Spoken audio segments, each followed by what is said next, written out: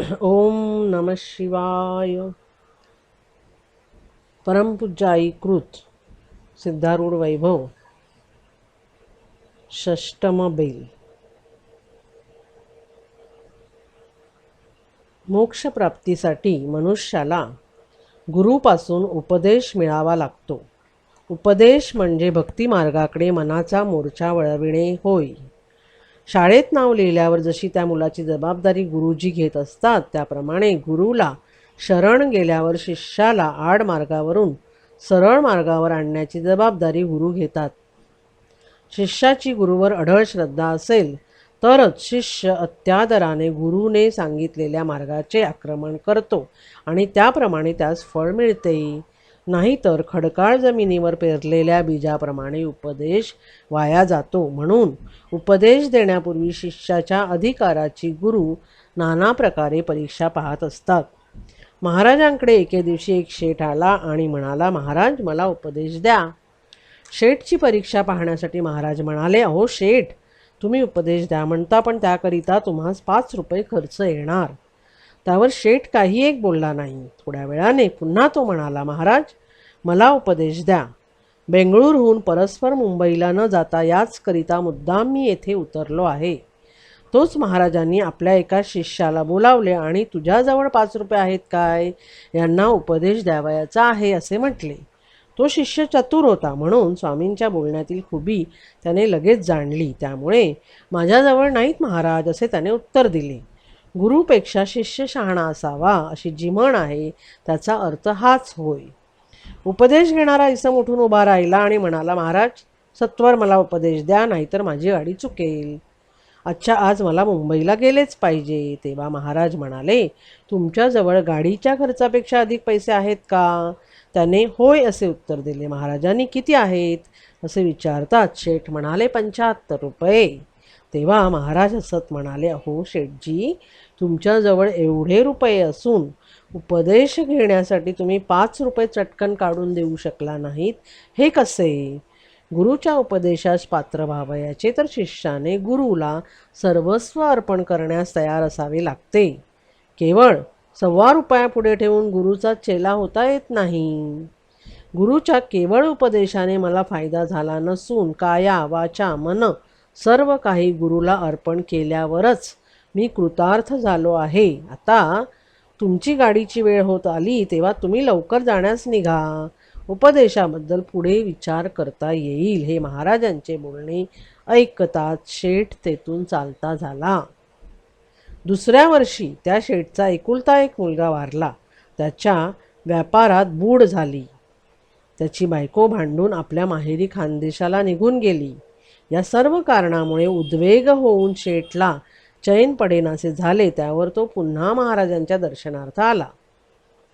तेल चांगले तापल्या वाचून मोहरी मेथी फुटत नाही आणि त्याशिवाय फोडणी खमंग होत नाही, त्याप्रमाणे मन चांगले तापल्याशिवाय ते देवाकडे वळत नाही आणि त्या वाचून समाधान लाभत नाही. यावेळी शेठचे मन चांगले तापल्यामुळे तो अत्यंत नम्र झाला. त्याने महाराजांना साष्टांग नमस्कार घातला आणि म्हणाला, महाराज मला एक वेळ आपल्या चरणी थारा द्या. या उपर आपले चरण सोडून मी कोठेही जाणार नाही. त्यानंतर महाराजांनी त्याला उपदेश देऊन त्याचे समाधान केले. एकदा एकनाथांच्याकडे त्यांचे शिष्यत्व पत्करावे या उद्देशाने एक इसम आला व तो आपल्याला उपदेश देण्याबद्दल विनंती करू लागला. पालथ्या घागरीवर ओतलेले पाणी जसे फुकट जाते तद्वत विषयासक्त मनाला केलेला बोध फुकट जातो.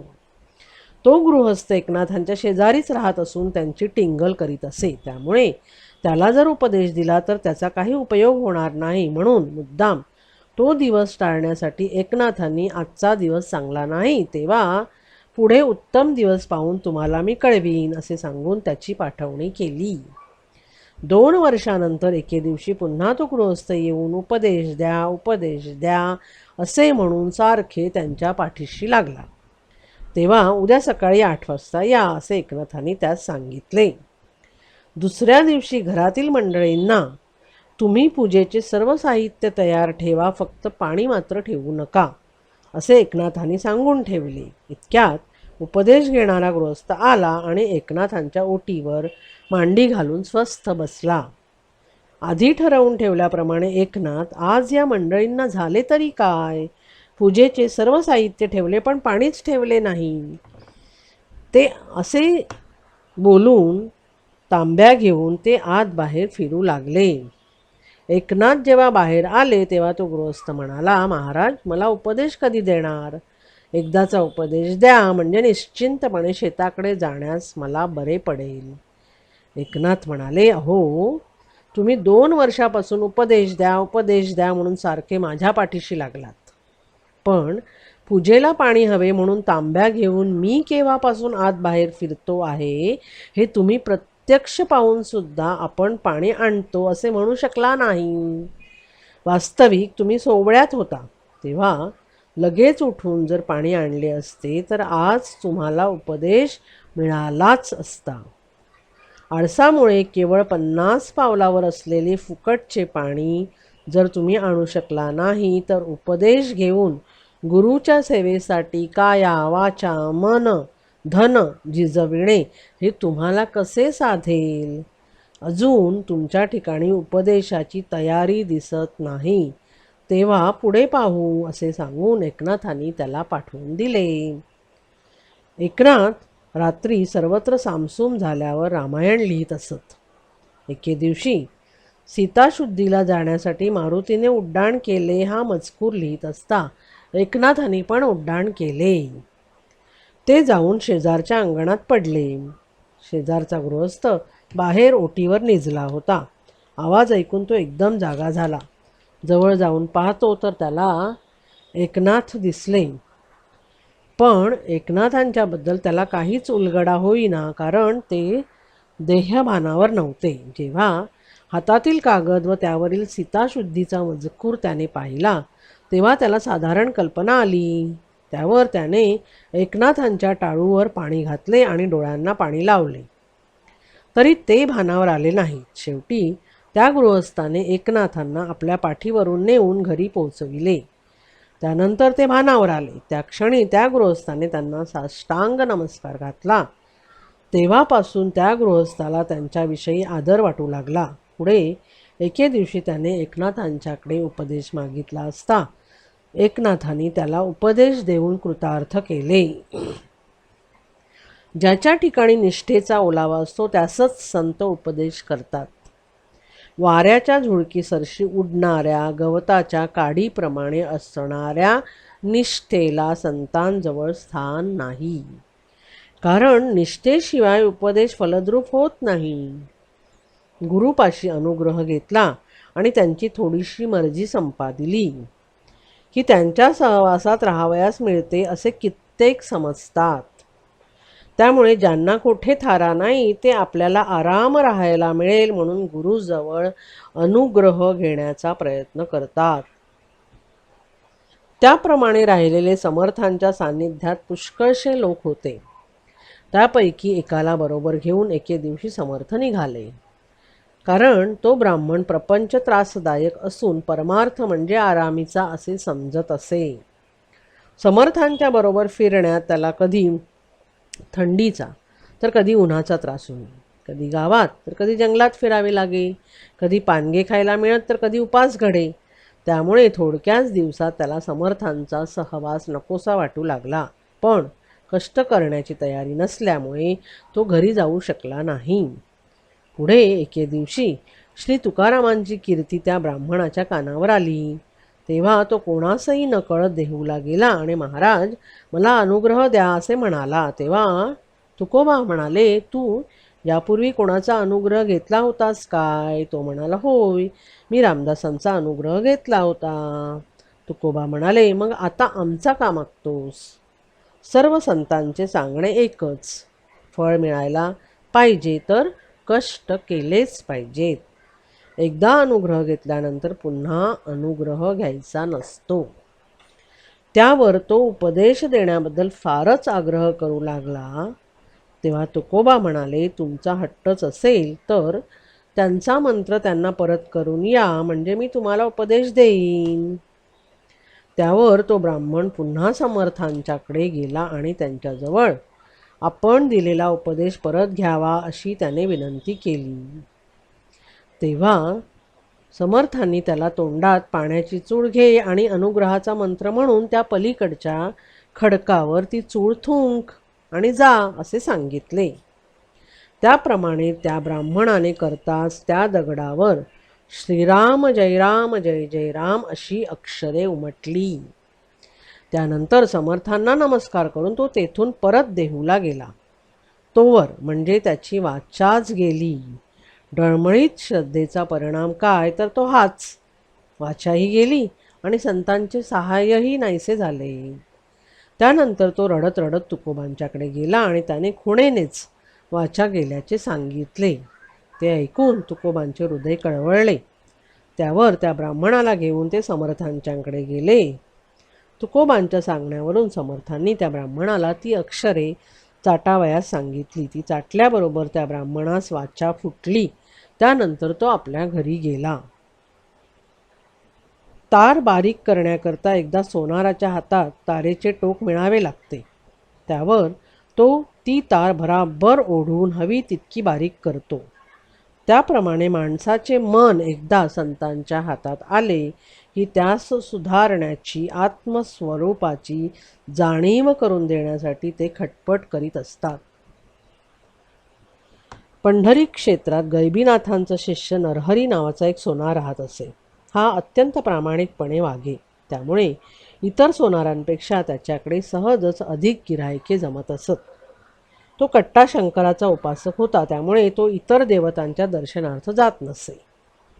पंढरी नजीकच्या एका खेड्यात राहणाऱ्या एका सावकाराने आपल्याला पुत्र झाला तर पांडुरंगाला सोन्याचा कडदोरा देईन असा नवस केला होता. त्याची ती इच्छा पुरी झाल्यावर पांडुरंगाला कडदोरा करण्याकरिता तो सावकार एके दिवशी नरहरी सोनाराकडे आला आणि त्याने कडदोऱ्याचे माप व सोने त्याच्या स्वाधीन केले. कडदोरा तयार झाल्यावर सावकाराने तो पांडुरंगाच्या कमरेला घातला तेव्हा तो एक विधभर कमी पडला. म्हणून पुन्हा माप घेऊन सावकाराने परत कडदोरा करण्यास सांगितले. दुसऱ्या खेपेस एक हातभर जास्तच झाला. याप्रमाणे 6 वेळा झाल्यावर सावकार नरहरीला म्हणाला, अहो नरहरबुवा, माप घेण्यात आमचे कोठे चुकते काही कळेना. तेव्हा तुम्हीच एकदा देवळात चला आणि स्वहस्ताने माप घेऊन या. त्यावर सावकाराच्या अत्याग्रहास्तव डोळ्याला चिंदी बांधून नरहरी देवालयात गेला. त्याने माप घेण्यासाठी पांडुरंगाची कमर चाचपून पाहिली. तेव्हा त्याला 5 हात कडदोरा लागेल इतकी त्याच्या हाताला कमर लागली. नरहरीने काढलेले माप पाहून सावकार चकित झाला. तो म्हणाला, हो बुवा, मूर्ती आहे केवढी, तुम्ही माप काढले ते केवढे, तुमचे माप चुकलेले दिसते. सावकाराच्या या बोलण्यावरून नरहरीने पांडुरंगाच्या पायापासून मस्तकापर्यंत चाचपून पाहिले. त्या समयी मुकुटाच्या जागी त्याच्या हाताला शंकराची पिंडी लागली. तेव्हा त्याने शंकराचे स्तवन आरंभिले. त्या क्षणी शंकर प्रसन्न होऊन म्हणाले, नरहरी, तू ज्याला पांडुरंग समजत आहेस तो मीच आहे. करिता द्वैतभाव टाकून शुद्ध हो असे सांगून शंकर अदृश्य झाले. त्यावर नरहरीने डोळ्यावर बांधलेली चिंधी काढून टाकली आणि पांडुरंगाच्या चरणी मस्तक ठेविले. पूर्वीचा भेदभाव नष्ट झाल्यामुळे त्याने प्रेमयुक्त अंतःकरणाने पांडुरंगाच्या कमरेचे माप घेतले आणि घरी जाऊन लगेच कडदोरा तयार केला. तो घालून पाहताच बरोबर पांडुरंगाच्या मापाचा झाला. एकंदरीत गुरुने नरहरीला अशा तऱ्हेने द्वैतभावरहित करून अद्वैतानंद भोगण्यास लाविले. सिद्धपुरुष आपल्या सानिध्यात आलेल्या लोकांच्या अभिमानावरच प्रथम घाव घालतात. म्हणजे अभिमानामुळे मनुष्याला जे दुःख भोगावे लागते हे परोपरीने समजावून देतात. एके दिवशी मठात रोजच्याप्रमाणे महाराजांचे प्रवचन चालले असता म्हैसूरकडची बरीचशी मंडळी आली आणि महाराजांचे दर्शन घेऊन ती श्रवणार्थ बसली. त्यांच्याबरोबर एक विद्वान गृहस्थ आले होते. ते मात्र महाराजांना नमस्कार न करता सर्व मंडळींच्या मध्यभागी आणि महाराजांच्या अगदी समोर जाऊन बसले. तिरुपतीला गेल्याबरोबर व्यंकटरमणाचे दर्शन होत नाही, त्याकरिता शेकडो पायऱ्या चढण्याचे श्रम करावे लागतात. त्याप्रमाणे आत्मदेवाचे दर्शन व्हावयास पाहिजे तर इंद्रियासहित मनाला आवरावे लागते. दृष्टी उफराटी म्हणजे अंतर्मुख व्हावी लागते. त्याशिवाय जरी इतर पुष्कळशी साधने केली तरी ती व्यर्थच. हे तो गृहस्थ जाणत नव्हता. आपण पुष्कळशी तीर्थयात्रा केलेली आहे, तेव्हा यापुढे आपले कर्तव्य म्हणून काही शिल्लक नाही असे तो समजत असे. त्याने महाराजांना नमस्कार का केला नाही याबद्दल काही जणांच्या मनात विचार घोळू लागला. सिद्धपुरुषांचे वागणे सामान्य माणसाहून अगदीच वेगळे असते, कारण त्यांचे वेष्टीमन मेलेले असते. त्यामुळे त्यांचे व्यवहार समष्टी मनानेच होत असतात. म्हणून ज्याच्या त्याच्या विचार व भावनेप्रमाणे त्यांच्याकडून सहजगत्या वागणे होते.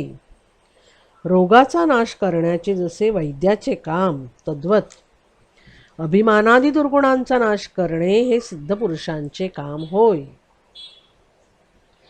प्रवचन संपल्यावर महाराज चटकन उठले आणि मंडळीतून भराभर जाऊन त्यांनी त्या गृहस्थाचे पाय धरले. पुन्हा आसनावर येऊन बसल्यावर श्रोते मंडळींना उद्देशून आणि त्या गृहस्थाकडे बोट करून महाराज म्हणाले, ही व्यक्ती फार थोर आहे. यांनी काशी रामेश्वराच्या 12 वाऱ्या केल्या आहेत. करिता तुम्ही सर्वजण उठा आणि यांच्या दर्शनाचा अलभ्य लाभ घ्या. तेव्हा सर्वजणांनी भराभर उठून त्या गृहस्थास वंदन केले. परिसाने लोखंडाला सहज धक्का द्यावा आणि त्या लोखंडाचे सोने व्हावे, त्याप्रमाणे त्या गृहस्थाच्या बाबतीत घडले. वास्तविक महाराजांनी त्या गृहस्थाची स्तुतीच केली, पण त्या गृहस्थाच्या अभिमानाला धक्का लागून तो सावध झाला. म्हणजे त्याच्या ठिकाणी हरिप्रेमाचा उदय झाला. सूर्योदय होताच कोणती वस्तू कोठे आहे हे जसे स्पष्ट दिसू लागते, त्याप्रमाणे संत कृपेने एकदा हरिप्रेमाचा उदय झाला की मनुष्याला आपसुकच आपल्या वागण्यातील चुका स्पष्ट दिसू लागतात. यावेळी त्या गृहस्थाला आपली चूक समजून आली आणि तो महाराजांच्या चरणी लागला. त्याने त्यांचे शिष्यत्व पत्करिले. छत्रपती शिवाजी महाराज यांनी हुक्केरी प्रांतातील सामनगड किल्ला बांधण्याचे काम सुरू केले. तेव्हा हजारो माणसे कामास लावलेली होती. एके दिवशी कामावर देखरेख करीत असता इतक्यांचा मी पोशिंदा आहे असे शिवाजींच्या मनात सहज येऊन गेले. अभिमानाच्या योगे आपल्या शिष्याचे मन गढूळ झाले. तेव्हा ते स्वच्छ केले पाहिजे अशा विचाराने समर्थ रामदास लगेच सामनगडी आले. एकाएकी समर्थांचे तेथे येणे झाल्याबद्दल शिवाजी थोडे चपापले. दगडफोड्या, छन्नी व घणाच्या द्वारे विहिरीतील दगड फोडून जसा झरा उत्पन्न करतो, तद्वत सद्गुरू प्रेमरूपी छन्नी व बोधरूपी घणाच्या द्वारे शिष्याच्या हृदयातील अभिमानरूपी दगड फोडून ज्ञानाचा झरा मोकळा करतो. समर्थ म्हणाले, शिवबा चल, बांधकाम कसे काय झाले आहे ते पाहू. त्यावर शिवाजी समर्थांसह ठिकठिकाणी पाहत चालले.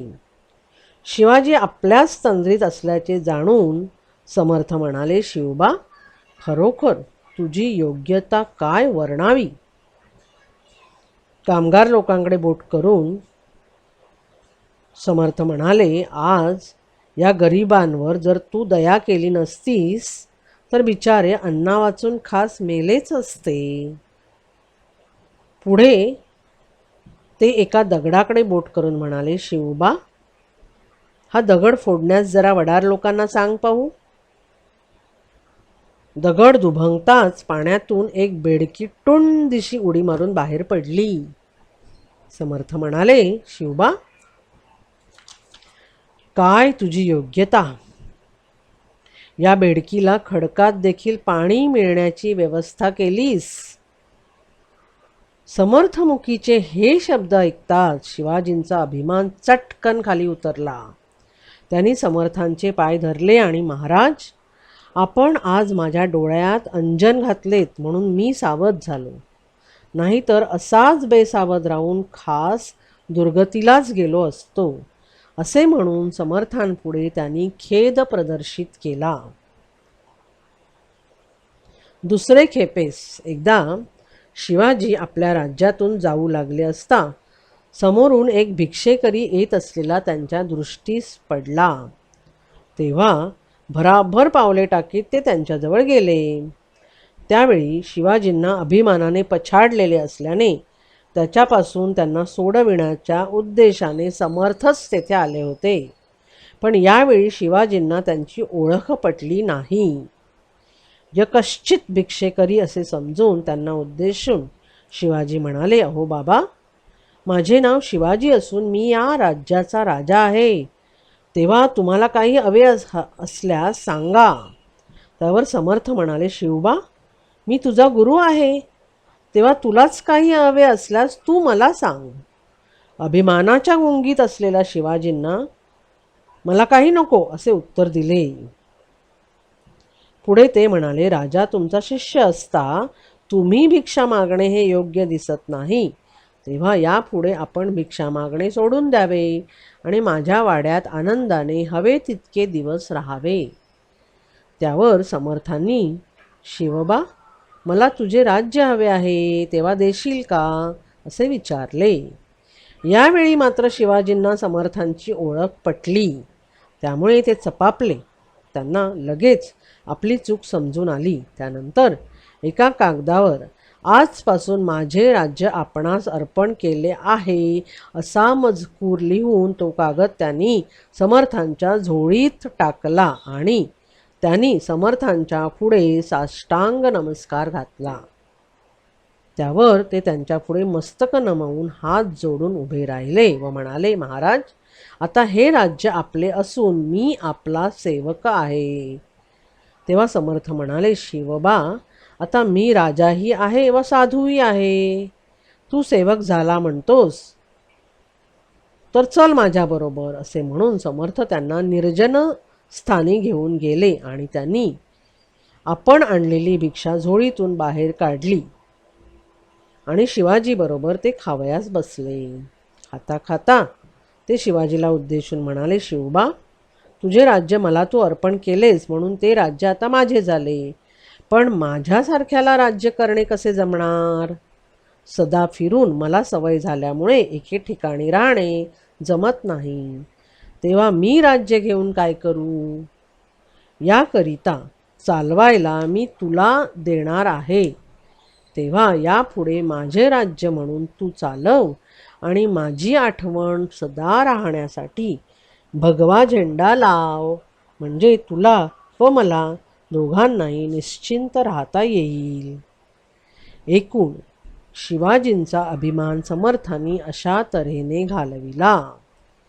समर्थ शिवाजी यांच्यासारखी जोडी म्हणजे गुरुला सर्वस्व अर्पण करणारा शिष्य आणि शिष्याकडून काहीच अपेक्षा न करणारा गुरु जगात पाहावयास मिळणे फारच दुर्मिळ होय. सिद्धपुरुषांचे हृदय वास्तविक अत्यंत कोमल म्हणजे लोण्यापेक्षाही मऊ असते. परंतु शिष्यांना सुधारतेवेळी कधीकधी ते वज्रापेक्षाही कठीण भासतात. मठात सर्व जातीचे तसेच सर्व समाजाचे लोक येत असत. त्या सर्वांशी महाराजांची समतेची वागणूक असे. जुन्या हुबळीत मुत्या नावाचा एक महार राहत असे. त्याची महाराजांवर अत्यंत भक्ती होती. पंढरीत विठोबाच्या देवळाचे आवार झाडण्याचे काम जसे चोखा मेळ्याने घेतले होते त्याप्रमाणे मठाचे आवार झाडण्याचे काम मुत्या करीत असे. त्याच्या मुखात नेहमी शिवाय नमहा हा मंत्र खेळत असे. कोणी काही प्रश्न केला तर प्रथम शिवाय नमहा म्हणून नंतर तो त्यांना उत्तर देई.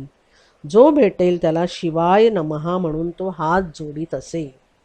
एके दिवशी दुपारच्या वेळी मुत्या मठाजवळच्या एका आंब्याच्या झाडाखाली बसून मोठमोठ्याने गळा काढून रडू लागला.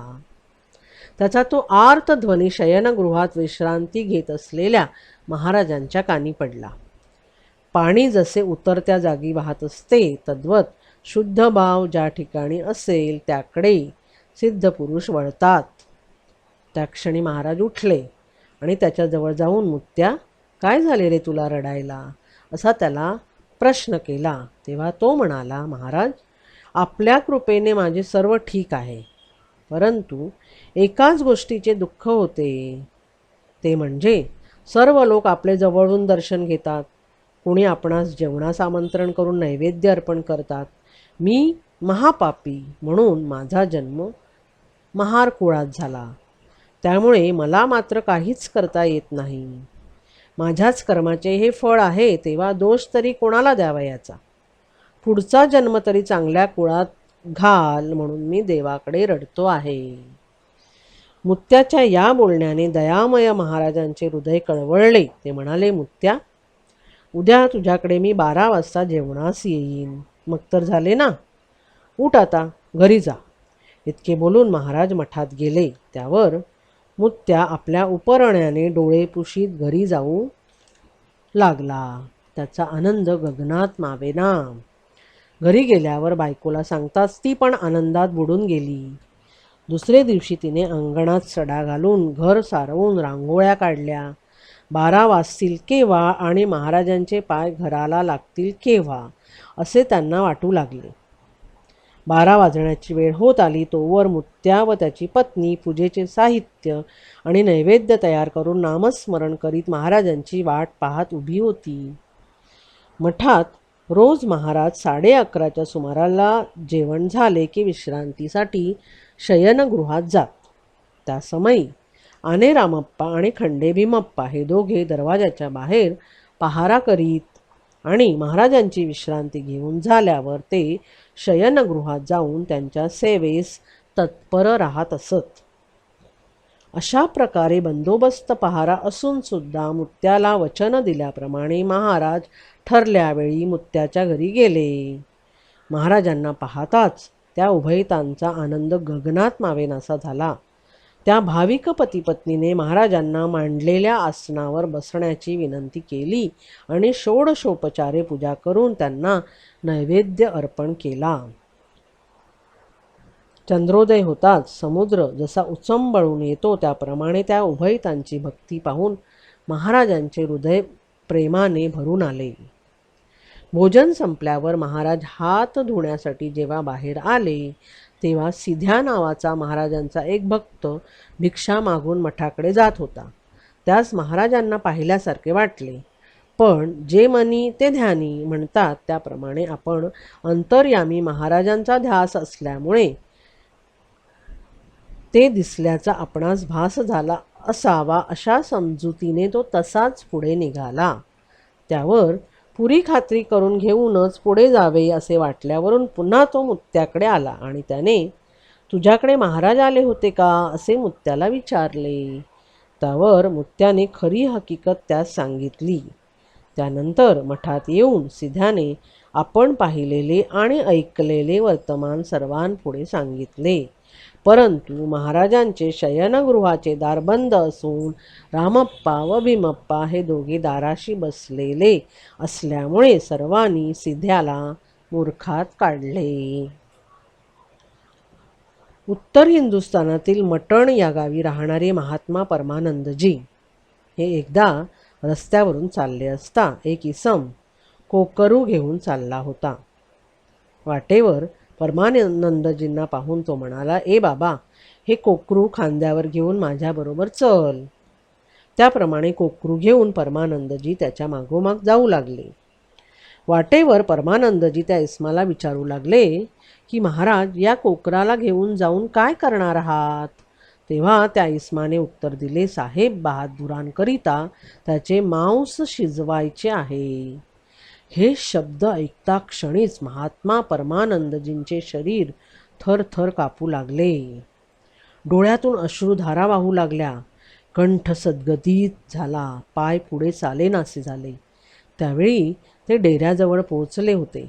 त्यांची ही स्थिती पाहून तो साहेबांचा नोकर ओरडून म्हणाला, अरे ए, तुला झाले काय कापायला? तुझे मांस तर नाही ना शिजवायचे? इतक्यात साहेब बहादूर बाहेर आले. तेव्हा त्यांना उद्देशून परमानंदजी म्हणाले, महाराज, या कोकराने आपला काय अपराध केला आहे म्हणून याला ठार मारायचे?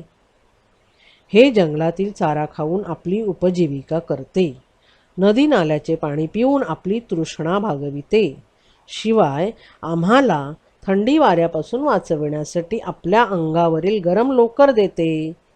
त्यावर नोकर क्रोधाने लाल होऊन म्हणाला, बस कर तुझे ब्रह्मज्ञान. परमानंदजी पुन्हा म्हणाले, महाराज, कृपा करून या कोकराला सोडून द्या. त्याच्या बदली मी माझे मांस देतो, ते ग्रहण करा असे म्हणून स्वतःचे मांस देण्याकरिता सुरीसारखा एखाद्या हत्यारासाठी ते इकडे तिकडे न्याहाळू लागले आणि मुखाने कोकरावरील संकट दूर करण्यासाठी परमेश्वराची विनवणी करू लागले. त्या समयी त्यांच्या मुखावरील अप्रतिम तेज पाहून साहेब बहादूर व त्यांचे नोकर परमानंदजींना शरण आले. घडलेल्या प्रमादाबद्दल माफी मागून कोकराला न मारण्याचे त्यांनी कबूल केले. महाराजांच्या सान्निध्यात साधनाभ्यासाकरिता राहिलेला एक शिष्य त्यांच्या आज्ञेनुसार रोज 5 घरी भिक्षा मागून आणून अर्धी भिक्षा महाराजांना देऊन अर्धी आपण जेवीत असे. हा त्याचा नेम काही दिवस सुरळीत चालला. पुढे एके दिवशी भिक्षा घेऊन परत मठात येतेवेळी भूक लागली म्हणून त्याने वाटेत त्यातील थोडी भिक्षा सेवन केली. मुलांना योग्य वळण लावण्यासाठी आईबापांना कधी नरम तर कधी गरम वर्तन जसे ठेवावे लागते, त्याप्रमाणे शिष्यांना सुपथावर आणण्यासाठी गुरुलाही कधी नरम तर कधी गरम वर्तन ठेवावे लागते. सिद्धपुरुष जगाच्या व्यवहारात बहुशः लक्ष घालीत नाहीत. जेव्हा त्यांना दुसऱ्यांचे हित करावयाचे असते तेव्हाच ते आपले लक्ष त्याकडे पुरवीत असतात. मठात आल्यावर रोजच्या नेमाप्रमाणे जेव्हा त्याने महाराजांच्या पुढे भिक्षा नेऊन ठेवली तेव्हा महाराज एकही शब्द न बोलता चटकन उठून आपल्या शयनगृहात गेले व उद्यापासून माझ्या आज्ञेशिवाय भिक्षेला जावयाचे नाही असा त्यास त्यांनी निरोप पाठविला. महाराजांच्या आज्ञेशिवाय भिक्षेला जावयाचे नाही आणि मठातील अन्नही सेवन करावयाचे नाही असे ठरले. इतकेच नव्हे तर महाराजांनीही त्याच्याशी अबोला धरला. त्यामुळे तो शिष्य मोठ्या पेचात पडला. याप्रमाणे 7 दिवस लोटल्यावर 8व्या दिवशी तो शिष्य अत्यंत गळगळीला येऊन त्यांच्यापुढे गडबडा लोळू लागला. तेव्हा महाराजांनी पुन्हा त्यास भिक्षेला जाण्याची आज्ञा केली. गुरु वेदधर्म हे एके दिवशी आपल्या शिष्यांना म्हणाले, आणखी थोड्या दिवसांनी मला गलित कुष्ठ होणार आहे. तो रोग मला 21 वर्षांपर्यंत पीडा देईल. ती व्याधी अत्यंत वाईट असल्याने माझ्याकडे नुसते पाहून देखील तुम्हाला माझी किळस येईल. करिता तत्पूर्वीच तुम्ही माझ्या सहवासाचा त्याग करून आपापल्या घरी जाणे बरे. हे गुरूंचे बोलणे ऐकताच सर्व शिष्यगण भिवून आपापल्या घरी निघून गेले. एकटा दीपक नावाचा शिष्य मात्र काही झाले तरी गुरुचरण सोडावयाचे नाही अशा निश्चयाने तेथेच राहिला. पुढे काही दिवसांनी गुरूंना ती व्याधी जडली. त्यांच्या अंगातून पू वाहू लागला, किडे पण दिसू लागले. तरी देखील दीपक तिळ मात्रही न कंटाळता अत्यंत प्रेमाने गुरुसेवा करी. दीपक सकाळी उठल्यापासून रात्री निजेपर्यंत एकसारखा गुरुसेवेत तत्पर राही. तरी त्याची परीक्षा पाहण्याकरिता गुरु त्याच्या प्रत्येक कामाला नावे ठेवीत असत. सारी रात्र जागरण करावे लागे तरी दीपकचा उत्साह तिळ मात्रही कमी झाला नाही. दीपक रोज भिक्षा मागून आणून ती गुरु पुढे ठेवीत असे. त्यावेळी गुरु, आज भिक्षा कमी का आणली? तुझा चेहरा आज टवटवीत दिसतो. तू वाटेतच जेवून आला असशील, असे म्हणून त्याला शिव्याही देत असत. कधीकधी अधिक भिक्षा का आणली, आज भाजी का आणली नाही, तू ताकच आणत नाहीस, पहिल्यापेक्षा हल्ली तुझ्या सेवेत पुष्कळच फरक दिसून येत आहे. तुला जर माझ्या सेवेचा कंटाळा आला असेल तर तू घरी गेलास तरी चालेल. अशा प्रकारे दीपकला जरी गुरु वरचेवर बोलत असत तरी त्याच्या सेवेत कधीच हयगय झाली नाही. एके दिवशी दीपक स्नानार्थ गेला असता तेथे त्याला ब्रह्मा विष्णू महेश्वर प्रसन्न झाले आणि म्हणाले, दीपक, तुझी गुरुभक्ती पाहून आम्ही संतुष्ट झालो. करिता तू हवा तो वर मागून घे. तेव्हा दीपक म्हणाला, तुम्ही जरा थांबा. काय मागावयाचे ते मी माझ्या गुरूंना विचारून घेऊन सत्वर परत येतो. त्यावर दीपक धावत धावत गुरुजवळ गेला आणि म्हणाला, महाराज, देव आले आहेत व ते वर माग असे म्हणतात, करिता त्यांना आपली प्रकृती नीट करण्यास सांगू का? तेव्हा रागाचा आव आणून गुरु म्हणाले, दीपक, माझी सेवा करून तुला जर कंटाळा आला असेल तर तू आत्ताच्या आत्ता घरी जा. मला देव नको, धर्म नको आणि तुझी सेवा पण नको. हे गुरुवाक्य ऐकताच दीपक देवाकडे परत न जाता रोजच्या सेवेत निमग्न झाला. पुढे गुरूंनी त्याच्यावर कृपा करून त्यास कृतार्थ केले. शिवाजीराजे हे दर गुरुवारी समर्थांचे दर्शन घेतल्याशिवाय भोजन करीत नसत. समर्थ बहुत करून तुटलेल्या कड्यावर, कधी घोर जाळीत तर कधी दुर्गम गुहेत असावयाचे. एके दिवशी राजे समर्थांच्या दर्शनार्थ निघाले असता ते महाबळेश्वराच्या रानात असल्याचे त्यांना समजले. समर्थ दर्शनार्थ कितीही कष्ट पडले तरी त्याची ते खंत मानित नसत. शिवाजींनी समर्थांचा पुष्कळ शोध केला. दिवस मावळला तरी त्यांना त्यांच्या ठिकाणाचा पत्ता लागला नाही.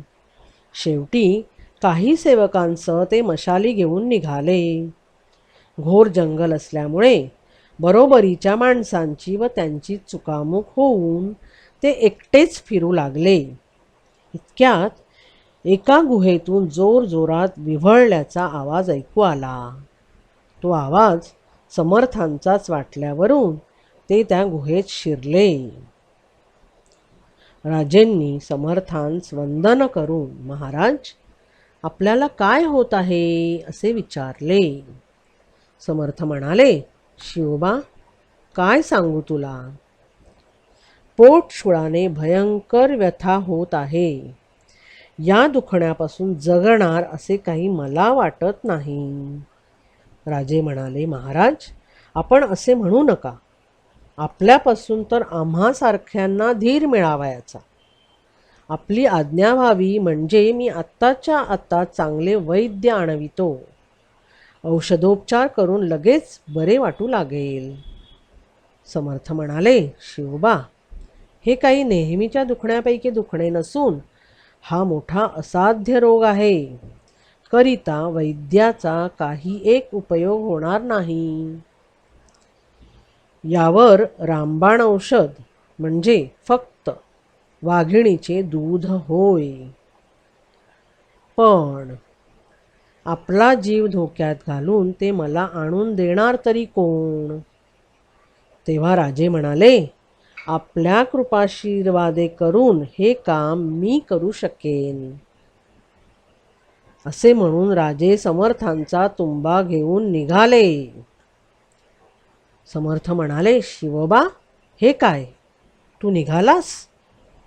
नको नको, मी जोगड्या आहे. मला ना बायको ना पोर. मी मेलो तर रडणारे सुद्धा कोणी नाही. तू आज हजारो लोकांना हवा हवासा असणारा, तेव्हा हे काम तुझ्यासारख्यांनी करावयाचे नाही. राजे म्हणाले, महाराज, हा देह केव्हा ना केव्हा तरी नाहीसा व्हावयाचाच आहे ना. तेव्हा सद्गुरू सेवेत खर्ची पडला तर याचे सार्थक तरी होईल. त्यावर राजे रानात चालले. समोरच 2 वाघांचे बच्चे जाळीतून बाहेर पडलेले त्यांना दिसले. त्यांना पाहताच आपली इच्छा खात्रीने सफल होईल म्हणून राजेंना आनंद झाला. त्यावर वाघिणीची वाट पाहत ते तेथेच बसले. थोड्या वेळाने दुरून येत असलेली वाघीण त्यांच्या दृष्टीस पडली. तेव्हा आपले काम आज यशस्वी होईल अशी त्यांना खात्री वाटली. राजेंना पाहून आपल्याला आज आयते भक्ष्य मिळाले म्हणून आनंदाने वाघीण जोरात धावत आली. इतक्यात राजेंनी तिला वंदन करून औषधाकरिता आपल्या गुरुला दूध देण्याविषयी तिची प्रार्थना केली आणि माझ्या देहावर जर तुझे मन आसक्त झाले असेल तर तुझे दूध गुरुला देऊन मी लगेच परत येतो असे ते म्हणाले. त्या क्षणी वाघिणीचा क्रूर स्वभाव नाहीसा होऊन ती एखाद्या सभ्य गायीप्रमाणे उभी राहिली. त्यावर राजेंनी लगेच तिचे दूध काढून घेतले. आता राजे तेथून परतणार. त्यात जय जय रघुवीर समर्थ असे म्हणून समर्थांची स्वारी त्यांच्या समोर येऊन दाखल झाली. त्यांनी शिवाजींची पाठ थोपटून शिवबा खरोखरच तू धन्य आहेस असे उद्गार काढले. राजेंच्या अंगावरील वस्त्रे काटेरी झाडे लागून फाटलेली आणि वाघिणीची नखे लागून अंगास जखमा झालेल्या पाहून समर्थांना गहिवरून आले. राजश्रींनी विचारले, महाराज आपले पोटाचे दुखणे राहिले काय? तेव्हा स्मितहास्य करून तुझ्यासारखा भक्त औषध आणण्याकरिता जीवावर उदार झाल्यानंतर मग दुखणे कसे राहणार असे समर्थ म्हणाले. एके दिवशी तुकाराम चैतन्य हे आपला शिष्य गणूबुवा याच्यासह नदीवर गेले. तो सकाळचा समय होता. तेथे काही मुले खेळत होती. गणूबुवांना गुरूंनी एक खड्डा काढण्यास सांगितले आणि तेथे खेळत असलेल्या मुलांपैकी 3 मुलांना घेऊन ते खड्ड्याजवळ गेले आणि म्हणाले, गणू या मुलांना खड्ड्यात बसव आणि खड्डा वाळूने भरून टाक. त्यावर तू सिद्धासन घालून बसून राहा.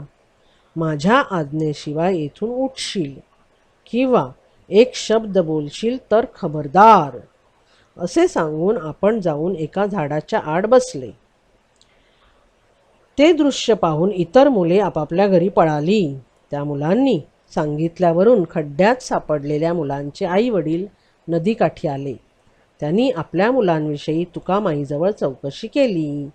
तेव्हा ते म्हणाले, तो बघा तेथे वाळूत एक जण बसलेला आहे ना, त्याने तुमची मुले गडप केली आहेत. तेव्हा तुम्ही त्याला चांगले चोपा. हे ऐकण्याची फुरसत सर्व मंडळी गणपत बुवा भोवती गोळा झाली. कोणी त्यांना शिव्या देऊ लागले तर कोणी मारू लागले. तरी गुरूंची आज्ञा नसल्यामुळे ते एक शब्दही बोलले नाहीत व जागेवरूनही हलले नाहीत. त्यावर तुकामाई धावत धावत आले आणि त्यांनी गणूबुवाला उठवून या ठिकाणची वाळू उकरा म्हणजे तुमची मुले तुम्हाला मिळतील असे लोकांना सांगितले. त्याप्रमाणे वाळू उकरल्यावर 3 मुले हसत हसत वर आली.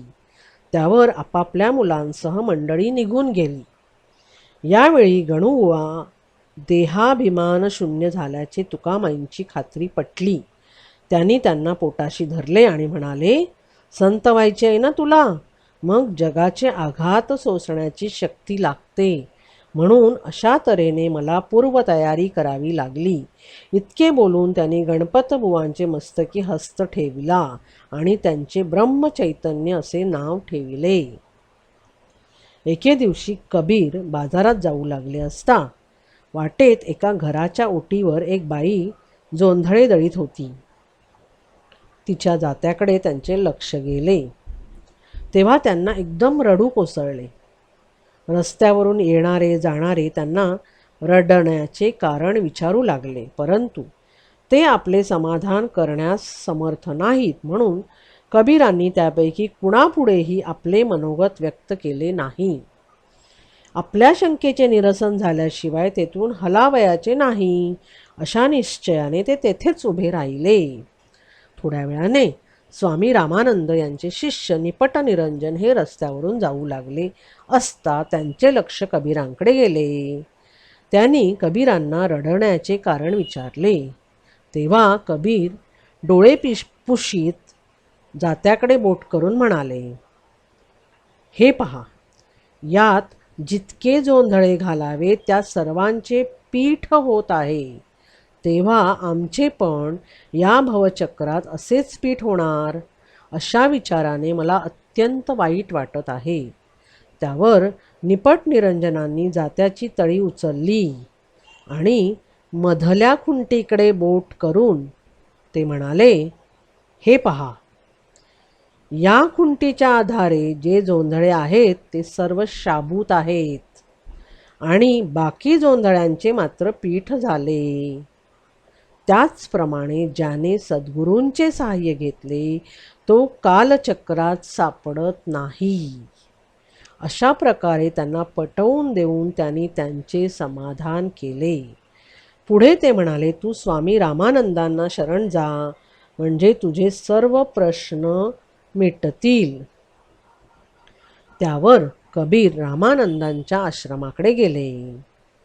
कबीर हे जातीने यवन आहेत हे समजताच रामानंदांच्या शिष्यगणांपैकी एकाने, तू नीच जातीचा आहेस तेव्हा आमचे गुरु तुझा अंगीकार करणार नाहीत असे सांगून त्यांना बाहेरच्या बाहेर पाठवून दिले. वास्तविक गुरूंच्या जवळ कोणत्याही प्रकारचा भेदभाव नसतो, परंतु सान्निध्यात राहिलेल्या अनुयायांच्या विचारसरणीनुसार त्यांच्याकडून अशा प्रकारचे वागणे घडते. रामानंद हे रोज पहाटे स्नानार्थ गंगातीरी जात असतात. हे कबीरांना समजल्यावरून त्या रात्री ते गंगातीरी जाऊन झोपले. रोजच्या प्रमाणे पहाटे स्वामी रामानंद गंगा स्नानार्थ जात असता वाटेवर निजलेल्या कबीरांच्या छातीवर त्यांचा पाय पडला. तेव्हा, कोण आहेस रे तू? अजून निजलास? जागा हो. राम राम राम असे म्हणून ते पुढे निघाले. गुरूंनी मंत्र सांगून आज आपणास पावन केले या आनंदात राम राम म्हणत कबीर नाचू लागले. तसेच ते घरी परतले. पुढे काही दिवसानंतर एके दिवशी कबीर रस्त्यावरून चालले असता समोरून गुरु रामानंद येत असल्याचे त्यांना दिसले. तेव्हा त्यांनी गुरूंच्या मोठ्याने जय जयकार केला. त्या समयी परीक्षा पाहण्याच्या उद्देशाने रामानंदांनी थोडासा रागाचा आव आणून, काय रे, मी तुझा गुरु केव्हा झालो? तू माझा शिष्य आहेस तर कोण साक्षी आहे? असे म्हणून त्यांनी उजव्या पायाची खडावा काढून कबीरांच्या अंगावर जोरात फेकून दिली. ती खडावा कबीरांच्या कपाळाला लागून मोठी खोक पडली आणि रक्ताची धार लागली. तरी गुरुप्रेमाने भरीत होऊन कबीरांनी ती खडावा आपल्या हृदयाशी धरली आणि नम्रपणे, महाराज, ही खडावाच साक्षी आहे असे सांगितले. हे कबीरांचे शब्द ऐकता क्षणी रामानंदांचे हृदय प्रेमाने भरून आले. त्यांनी कबीरास प्रेमालिंगन दिले व मस्तकी हस्त ठेविला. तेणे करून कबीर पूर्ण काम झाले. सिद्धपुरुष आपल्या शिष्यांना तोंडाने सांगण्यापेक्षा कृतीनेच धडा देत असतात. कोणी भुकेलेला आला तर त्याला अन्न व कोणी तहानलेला आला तर त्याला पाणी द्यावयाचे अशी महाराजांची सेवेकरांना सूचना असे. एके दिवशी महाराज भोजनास बसले असता कोणी एक भिकारी मठाच्या दारापुढे आला आणि मी 3 दिवसांचा उपाशी आहे, काहीतरी पोटाला द्या हो म्हणून ओरडू लागला. काही भक्तमंडळी बाहेरच्या ओटीवर बसली होती. एका भक्ताने त्या भिकाऱ्याला माराचा धाक दाखवून तेथून पिटाळून लावले. महाराज नेहमी चौफेर नजर असावयाची. त्यामुळे महाराज जरी आत होते तरी बाहेर चाललेला प्रकार त्यांच्या ध्यानी आला. ते तसेच भोजनावरून उठले व विनमुख जाणाऱ्या भिकाऱ्यास बोलावून त्यांनी अत्यंत प्रेमाने त्याला 2 भाकऱ्या आणि भाजी खावयास दिली व येथेच बसून खा असे सांगितले. आणि त्यांनी एका शिष्याला बोलावून प्यायला पाणी देण्यास सुचविले. त्या शिष्याने प्रश्न केला, महाराज, जेवता जेवता आपण का उठलात? तुझे कर्तव्य तू बजावले असतेस तर मला उठावे लागले नसते, असे महाराज उत्तरले. तो शिष्य म्हणजे ज्याने प्रथम त्या भिकाऱ्यास हाकलून लावले होते तोच होता. त्यामुळे तो सहजच शरमल्यासारखा झाला. एकदा समर्थ रामदास जयराम स्वामींच्या भेटीला वडगावच्या मठात गेले होते. ते काही दिवस तेथेच राहिले. रोज दोघेही मिळून स्नानार्थ नदीवर जात असत. एके दिवशी समर्थ एकटेच स्नानार्थ गेले. मागाहून जयराम स्वामी निघाले. नदीच्या काठी त्या गावच्या ब्राह्मणाचा 10 वर्षाचा मुलगा बुडून मेला. म्हणून ते प्रेत घेऊन त्या मुलाचे आई वडील आक्रोश करीत असल्याचे जयराम स्वामींच्या दृष्टोत्पत्तीस आले. तेव्हा जवळ जाऊन त्या पतीपत्नींना उद्देशून, कशाला उगीच रडता? तुमचा मुलगा जिवंत आहे, असे म्हणून त्यांनी मुलाच्या अंगावरून हात फिरविला. इतक्यात मुलगा चटकन उठून बसला.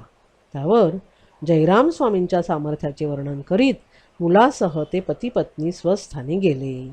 ते दृश्य समर्थ दुरून पाहत होते, पण त्यावेळी जयराम स्वामींना ते काहीच बोलले नाहीत. दुसऱ्या दिवशी समर्थ स्नानास निघालेले पाहून जयराम स्वामीही त्यांच्याबरोबर स्नानास निघाले. वाटेत एक विहीर लागली. ती पाहून समर्थ जयराम स्वामीस म्हणाले, जयराम, आपण आज या विहिरीतच स्नान करूया. जयराम स्वामी म्हणाले, या विहिरीला उतरण्याची सोय काहीच नाही आणि मलाही पोहता येत नाही. मग मी कसा आत जाणार आणि वर येणार? समर्थ म्हणाले, त्याबद्दल तू काही काळजी करू नकोस. मी उडी टाकल्याबरोबर माझ्या मागोमाग तू उडी टाक. असे म्हणून समर्थांनी विहिरीत उडी टाकली. त्यावर जयराम स्वामींनी पण उडी टाकली. पोहायला येत असल्यामुळे समर्थ वर राहिले आणि जयराम स्वामी तळास गेले. त्यावर समर्थ विहिरीतून वर आले, पण वडगावच्या मठास न जाता थेट ते चाफळास गेले. इकडे वडगावच्या मठात स्वामी स्नानाहून आले की नैवेद्य अर्पण करावयाचा म्हणून मंडळी वाट पाहत होती. 2 प्रहर उलटले तरी समर्थही आले नाहीत आणि जयराम स्वामी पण नाहीत. अखेर शिष्यमंडळी चहूकडे शोधार्थ निघाली. गावभर नदीतीरी सर्व शोधून शेवटी उदास होऊन मठास परत आली. अखेर गोपाळबुवा चाफळास गेले. तेव्हा त्यांना समर्थांचे दर्शन झाले, पण जयराम स्वामी तेथे दिसले नाहीत. त्यांनी समर्थांना साष्टांग नमस्कार घातला आणि ते हात जोडून उभे राहिले. त्यांच्या डोळ्यावाटे अश्रू वाहत होते. त्यांनी समर्थांना विचारले, आमचे स्वामी कोठे आहेत? तेव्हा रागाचा आव आणून समर्थ म्हणाले, तुमचे स्वामी आम्हास काय ठाऊक, ते वडगावातच असतील. हे ऐकून गोपाळबुवास अधिकच रडू आले. समर्थांनी विचारले, का रे गोपाळा, तुला इतके वाईट का वाटते? गोपाळबुवा म्हणाले, आपण आणि आमचे स्वामी स्नानार्थ म्हणून मठातून बाहेर गेलात. आपण परभारे चाफळास आलात आणि आमच्या स्वामींचा 3 दिवस झाले पत्ताच नाही. तेव्हा दुःख न करता मी काय करू? हे ऐकून स्मितहास्य करून, चल तर तुझ्या स्वामींचा शोध करू, असे म्हणत समर्थ तेथून निघाले. ते थेट त्या विहिरीपाशी आले आणि त्यांनी जयरामा म्हणून हाक मारली. त्यांनी ओ दिल्यावर वर ये असे सांगितले. तेव्हा जयराम स्वामी कसे बसे विहिरीतून वर आले. त्यांनी समर्थांना साष्टांग नमस्कार घातला. त्यावर मला त्रिरात्र पाण्यात ठेवले ही शिक्षा कशाबद्दल, असे त्यांनी समर्थांना विचारले. समर्थ म्हणाले, बापा, तू मेलेली माणसे उठवू लागलास. आता दररोज एक मेलेले माणूस तुझ्या दारात येऊन पडेल, ते तू उठवीत जा, म्हणजे आम्ही तुला ब्रह्मदेवच म्हणू. हे समर्थांचे भाषण ऐकताच जयराम स्वामींनी या उपर आपल्या आज्ञेशिवाय काही एक करणार नाही असे त्यांच्या पुढे कबूल केले. शेगावचे गजानन महाराज यांना आपल्या घरी येण्याबद्दल आमंत्रण करायला एक भक्त आला, पण महाराजांच्या जवळ सांगण्याची त्याला छाती होईना. शेवटी त्याने निकटच्या भक्ताकडे आपला हेतू कळविला. तेव्हा मी महाराजांना उद्या तुमच्याकडे घेऊन येईन असे खात्रीपूर्वक त्यांनी त्याला सांगितले. दुसरे दिवशी चिलीम भरून देत असताना निकटचा भक्त हळूच म्हणाला, महाराज, आज आपल्याला अमक्या गावी जावे लागणार, कारण महाराजांना तुमच्याकडे घेऊन येईन असे मी पाटलाला वचन दिले आहे. त्यावर महाराज एकही शब्द बोलले नाहीत. चुकूनच महाराज हे बहुतेक उघड्या अंगानेच फिरत असत. चुकूनच त्यांच्या अंगावर वस्त्र असावयाचे. आपले बोलणे खरे करण्याकरिता भक्त महाराजांच्या जवळ सारखी कुरकुर करू लागला. तेव्हा चल तर असे म्हणून नेसलेले वस्त्र फेकून देऊन महाराज बाहेर पडले. महाराजांसह भक्त स्टेशनवर पोहोचला. त्यावर तो तिकीट आणायला गेला. तोवर इकडे महाराज बायकांच्या डब्यात जाऊन बायकांमध्ये बसले. कुणीतरी वेडा मनुष्य डब्यामध्ये बसला आहे म्हणून बायकांची धांदल उडाली. इतक्यात तिकीट घेऊन भक्त महाराजांना शोधित शोधित तिकडे येऊन पोहोचला. त्यांना पाहताच तो चपापला. त्याने महाराजांना पुरुषांच्या डब्यात बसण्याविषयी अनेक प्रकारे विनविले, पण महाराज अंग न हलविता डोळे मिटून स्वस्थ बसून राहिले. इतक्यात पोलीस तेथे आले. त्यांनी दटावून तुम्ही कुठले, कोण वगैरे प्रश्न केले, तरी स्वारी जागची हलेना किंवा बोलेना. शेवटी दोघा शिपायांनी दोन्ही हाताला धरून त्यांना बाहेर काढण्याचे ठरविले, परंतु त्या कामी त्यांना यश आले नाही. स्टेशन येताच महाराज चटकन खाली उतरले. त्यावर शिष्यही त्यांचे मागोमाग जाऊ लागला. वाटेत पोलिसांनी त्यांचे नाव गाव सगळे भक्ताजवळ विचारून घेतले. इतक्यात तेथे अधिकारी आले. त्यांनी तुम्ही वस्त्राशिवाय असे का फिरता असा महाराजांना प्रश्न केला.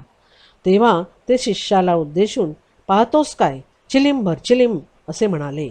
यावरून जगात पिशाच्च अंतरी शहाणा, सदा ब्रह्मी जाणा निमग्न अशी यांची स्थिती आहे हे त्या अधिकाऱ्याने ताडले.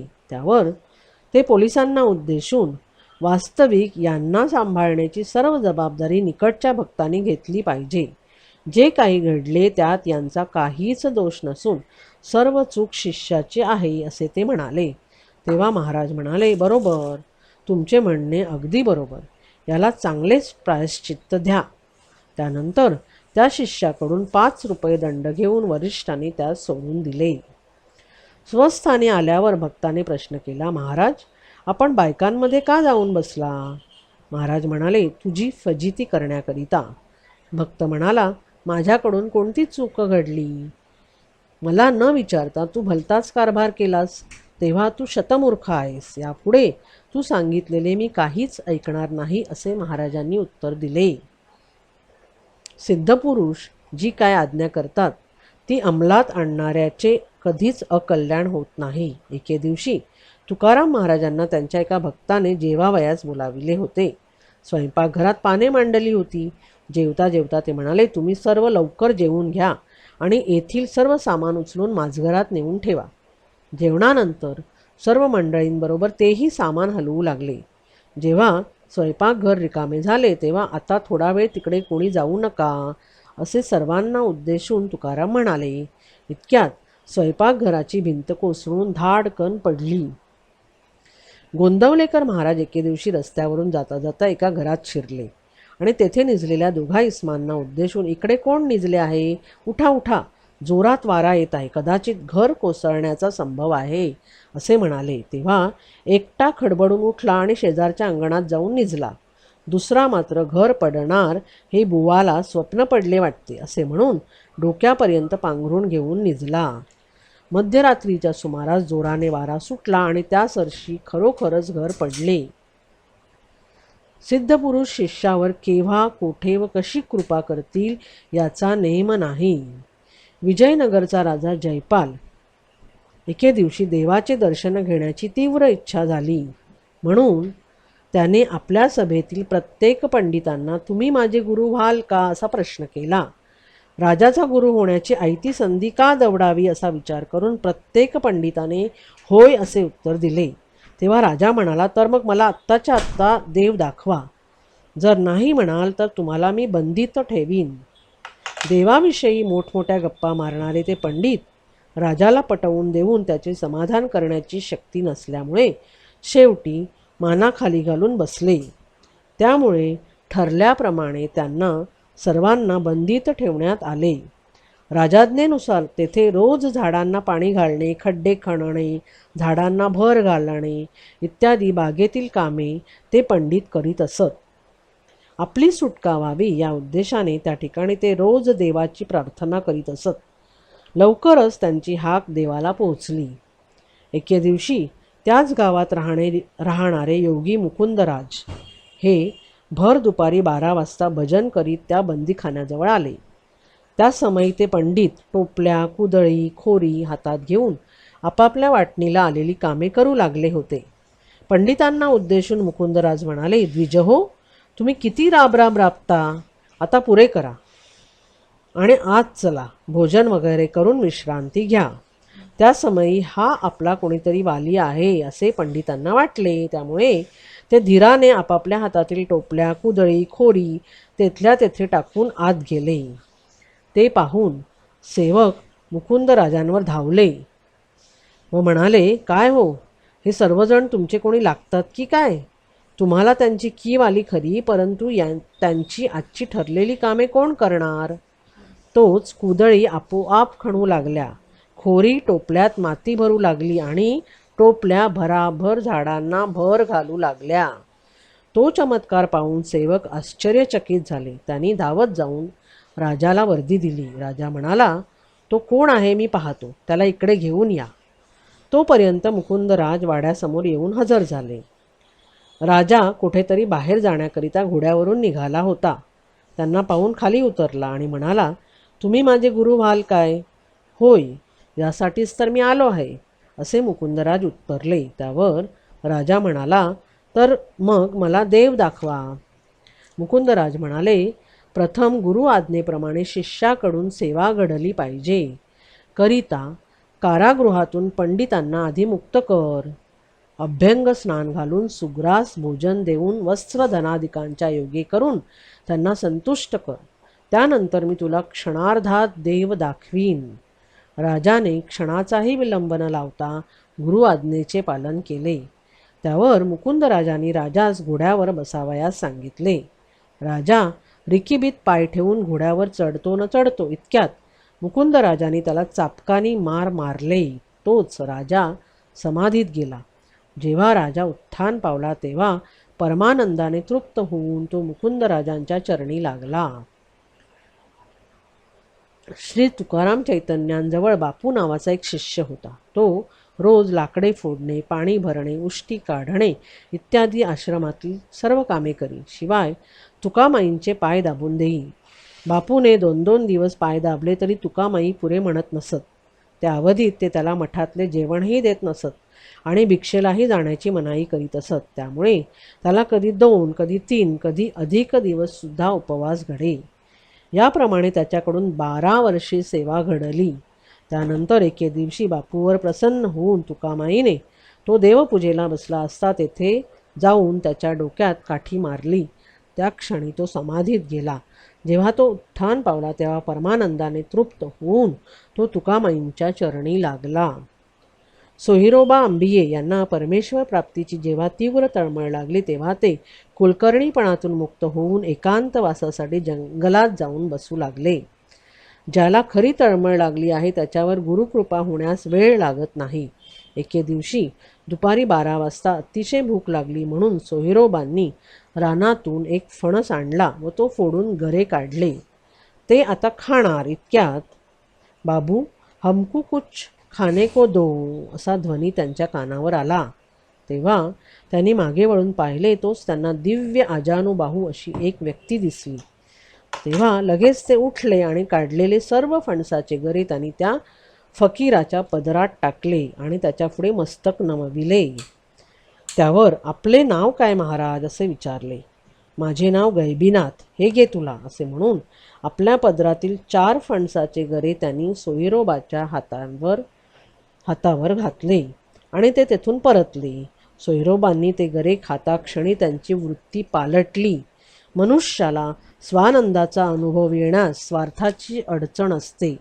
सोहिरोबांनी स्वार्थत्याग केल्यामुळे लगेच ते स्वानंदात निमग्न झाले.